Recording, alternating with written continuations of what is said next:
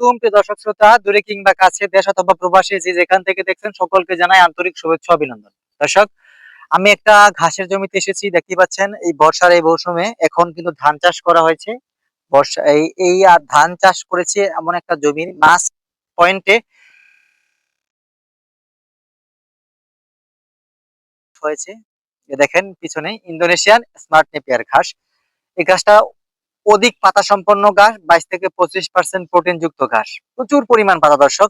আর মিষ্টি, রসালো এবং স্বাদযুক্ত এই ঘাসটি দেখতেই পাচ্ছেন। আর কাটিং সংগ্রহ করতে হলে স্ক্রিনে দেওয়া নাম্বারে আপনি যোগাযোগ করে কাটিং সংগ্রহ করতে পারেন। বাংলাদেশের প্রত্যেকটা জেলায় উপজেলায় যে কোন থেকেই হন না কেন, আপনি স্ক্রিনে দেওয়া নাম্বারে যোগাযোগ করে কাটিং সংগ্রহ করতে পারবেন। হাইব্রিড জাতের প্রায় 5 থেকে 7টা কোয়ালিটির কাটিং রয়েছে আমার কাছে। আপনি খুবই স্বল্প মূল্যে কাটিং গুলো এখন সংগ্রহ করতে পারবেন, কারণ এখন আমাদের কাছে প্রচুর পরিমাণ কাটিং রয়েছে দর্শক। যদি কাটিং প্রয়োজনে স্ক্রিনে দেওয়া নাম্বারে যোগাযোগ করুন। সকলকে ধন্যবাদ।